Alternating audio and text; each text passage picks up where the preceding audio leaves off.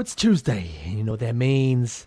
It's time to do the Tuesday team list with a bit of a Warriors Anonymous twist. Jared Cronin, Moneta Sauce, and special guest joining us on this episode. We've got Levon from Wise Up TV, bro. Thanks so much for joining us, man. How are you going? Good, thanks, man. Still trying to keep my spirits up, and but I'm happy to be here. Grateful as always to be on Warriors Anonymous, and love the work you guys are doing.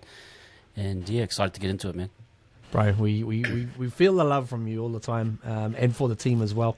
You start to see as things get a little bit tougher, you start to see a few people just peel off the tackle, and you see the no third man at the moment. That's it, bro. One-on-ones. Yeah.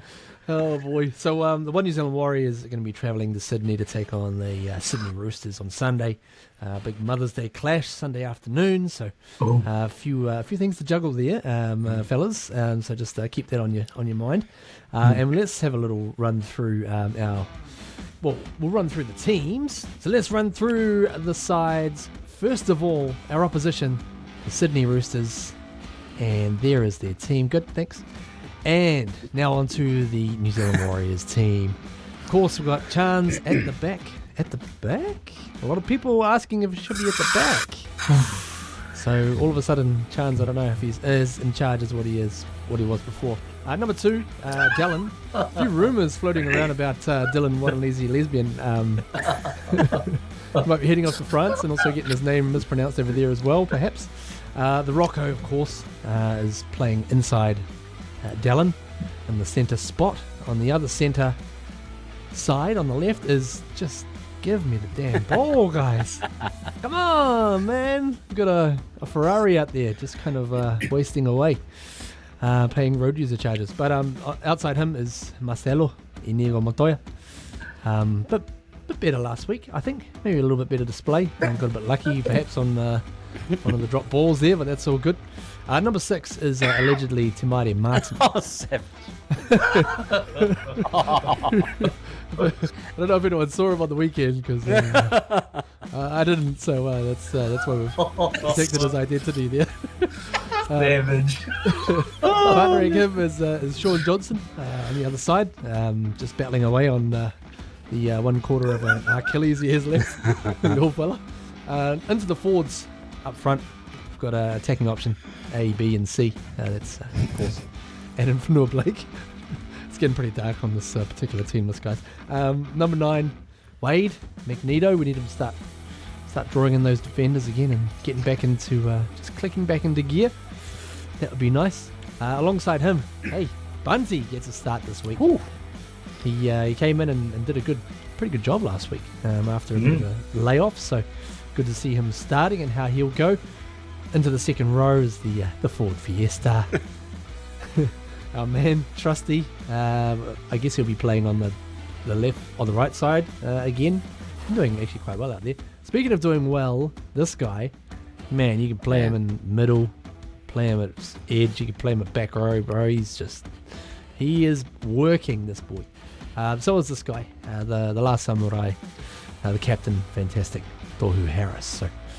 So that is our starting 13, fellas. Onto the bench. Dylan Walker, I actually was a bit worried for this guy, seeing him just hobble around last week. I just kept giving him the ball and he was like, guys, leave me alone. Number 15 is Isaac to say. Hey, must be the money. And Jazz is back, guys. Yes. Speaking of music, the sweet sound of Jazz, and man, do we need his effort coming off the bench against the Chookies. Well, we've got the POMP, Adam Pompey. Currently, Adam Pompey named at 17, wasn't used last week. Will he stay on the bench this week? Maybe a good question. The 18th man is the young fella, Jake Damas.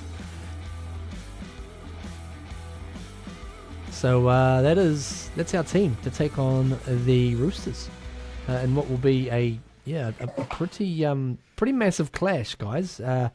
Obviously, been a bit of a lean patch recently. I have it on good word that one of the Roosters' finest sons, Brian Fletcher, is actually he's secretly worried about this game. He sees a bit of an ambush coming. Ooh. from our side, which which I personally haven't quite sort of seen what he's been seeing, but I like that. Levon, bro, what's your first impressions running through the side? Not a lot of change, no changes in the back line. Obviously, Barnett to the edge. What's your thoughts there, bro? Yeah, I thought they might have gone with a Laban to start, but I think it's just a must-win game. And coming up against a really good Roosters side, I suppose they want to try and keep as many experienced guys on the team, which is understandable. And, not being able to come home and I suppose, working in Sydney this week, they'll just try and keep everything simple, work on their game plan and trust that guys like Barnett will do a good job, which no doubt he's having a great season. So, yeah, overall it looks pretty good. Yeah, the Pompey one, I think we might see a change there. It could be either a Laban or Zion Mau, maybe even a Freddie Lussick, from what I've seen on the team list. So let's see what happens. But overall, it's still a pretty good, solid squad. And Jazz coming back in will just kind of give us some more injection around the ruck, especially keep momentum going throughout the game. Yeah, absolutely. Moneta, how good is it going to be to see the Bald brothers back in action? Is it the first time these guys have even teamed up this year? Yeah, no, I think so. Oof. If you get this, I think we've noticed in the past few games when AFB and Barnett is off, you can kind of see the forward momentum. It's been taken off a bit. But with the injection of Jazz and possibly Dylan, I think there'll even be a bit more energy coming into play, and I think that's what we're missing. When AFB and Barnett are off, and so I think this is going to be this could be a good time for the Ball brothers to be back, especially during this game against the Sydney City Roosters, which isn't going to be an easy task. Backs against the wall. It's going to be all on. I have it on. Not on good authority. Someone at the office mentioned today that it's supposed to be a sunny forecast for Sunday afternoon. So we're not good weather team. Yeah, that's right. We are. Yeah, good point. That's right, and we showed that last week especially. Levon, bro, what's your thoughts on the whole CNK versus RTS debate with the fullback slot? I'm still very much in the camp of CNK. I think he's just things aren't going. He's doing his best. I mean, if you looked at the try saves he did on Gagai and his overall work, they try to kick him behind early in the tackle. You saw him cover. He didn't leak a try, which was great. So positional awareness and all those types of things are still good. Just needs a bit more support, I suppose. Going back into it's a team effort, and he's not getting those opportunities around the ruck, like how Egan. We're not getting much go forward, so he's not getting activated around the ruck in terms of quick play the balls and working with Egan. And it's obvious, the attack at the moment is predictable. So I think he's one of those guys that you feel like he's always trying hard, and sometimes he may be trying too hard. But for the system we want to play, I think he's the right guy. We just need to integrate RTS more on the edges, and if that may mean a move to the wing at some point. I think we need to be open to that as well. But I'm pretty confident. Keep seeing K there for now, at least. Yeah. Yeah, fair enough too, bro. I'm with you on that as well. From what I've seen from Chans, I know Roger offers a lot with what he does, but what Chans has been giving us, that's our blueprint, right? Yeah. Now, I apologise for being slightly rude, checking my phone. I just wanted to just double check something because. Refereeing has been under the spotlight probably more than ever before. And this week, I can tell you, Moneta, I'll ask you for your opinions on this. We've got Casey Badger as our referee this Sunday. I just want to preface it. So it's not right, the social kind of abuse that she's getting on the internet, right? So it's never right. And, saying that, because she's a female, she can't do this and that. That's absolutely wrong. So, so I want to make sure that we're clear on that. But her performance during the Tigers and what was it? Tigers versus Bulldogs, was it? I can't remember. What was the game? I can't remember. Bulldogs. Yeah. Yeah.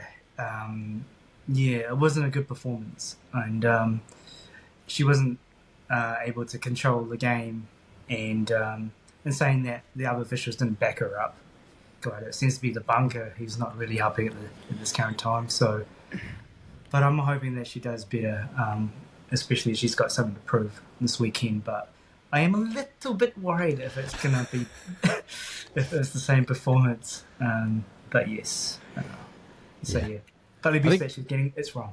I think from obviously, abusing the ref is not on. A lot of the time, these referees are getting served up to the wolves by the rules and what they're trying to implement and how they're doing it. It's just they're just copying the blame, and then the NRL comes out swinging, saying, "Hey, lay off the referees, blah blah blah," when really they're not the problem.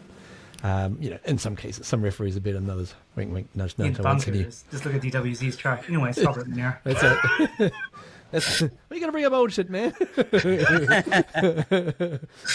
Levon, you mentioned about the predictability in our attack, bro. What's your thoughts on how to approach this week against, what is a very good defensive side, the Roosters, and how can we, try and get things going, like finally? Yeah. Well, I did some video on the Knights, and it was almost like they see where Sean's positioning himself, and if it's a slow play the ball, especially, and they're waiting for the ball to come out, it's like almost obvious what they're going to do, and teams are just really keyed in terms of numbers, and so first things first, we kind of need quicker play the balls. If you can see, probably the Walker try is a good example. When we get that movement going, we're still a really good team. We can score under the post with AFB. It's not like we haven't scored any of those types of tries. It's just when things aren't so quick, we aren't able to adapt. And sometimes, to be honest, we just aren't hitting the line as hard as we need to. I think the change with Ford and Kate Well was a bit delayed, and probably, I think Ford's line was just a little bit off because he's naturally on the left side. So just little timing things are out at the moment. But there is this type of insistence on going on the right. But they need to mix it up. I mean, we need to activate that left-hand side a lot more. I think they're trying to. I mean, early in the game, the thing with it at the moment is they try something early, and if it doesn't work, it's almost like they forget about it. So you saw a shift where I think RTS passed to Montoya and the winger knocked it on, and we got another repeat set. We didn't go back down and do that play at all ever again. So it was like, it's almost like they're planning these things, but then they're going back into their base attack. So I think we need to vary it up and persist with certain things to keep defences honest. Yeah. Yeah, right. It is interesting as well because I remember the first trial game of the year, and it seemed like we were emphasising going down the left and attacking down that side, and it was like, oh great, we're going to try and just sort of expand our horizons. But as I guess injuries have hit and the season's worn on, we've kind of just moved back over to our usual sort of stuff, and they're ready. They're ready to jam up on us and and make us look pretty plain Jane. But Moneta, bro, what's your one key player for us to try and take the Underchooks at home this week? I actually think the Bald brothers will have a big part to play on the weekend. Obviously, with AFB and so forth providing that momentum up front. But I think it's the injection of I think the kind of word energy in terms of the kind of what we need to be able to kind of like Levon mentioned, quick play of the ball and being able to set up the plays a bit better. So I think the Bull brothers will be important cog in the wheel this weekend. Oh yeah, let their powers combine. Levon, bro, before we jump out of here, man, give us a quick result and score prediction. Yeah, I've got to go for the upset. Go. Look, it's a tough Roosters squad on paper, and they're performing really well. My only thing is, you're away from home, block out all the noise, and literally just, avoid all the top four talk, everything that's going on around you, and just focus on this one game, and just purely just only matter about the result on Sunday in terms of your performance, the detail to your attack. Be a little bit adventurous, take a few risks. Yes. It's okay. They just need someone to tell them it's okay to try something, and if it doesn't work, a little kick, a little grubber, and then goal. But yeah, I just think they just need to really block out all the noise. Probably a perfect opportunity. Just the media will be focused on other teams in Sydney, and they can just go under the radar and then just come out and just put on a really good performance. But I'm going for something. 24 for me has always been the magic number for our team to win a game. So I'd say probably 24 to 20 would be a tight one. I think the Roosters are that good as well. So that's where I'm at. Bro, I like that. I like that prediction, and I guess that's one thing that the boys can add on. Go and play with just a little bit of a little bit less hesitation, a little bit, take the pressure off, and really at the bottom line is just play for your mums, boys. It's Mother's Day, goddammit. And we sure could do with a present, all of us. We really actually could do with a present, guys. Thank you, please. This has been Teamsday. Thanks very much to Levon from Wise Up TV for joining myself and Moneta Sauce right here on Warriors Anonymous. It's counting down to the big game on Sunday. Another big game. Hopefully it's a gift for all of us. But we'll see what happens. Up the Waz. Up the Waz. Go the Waz.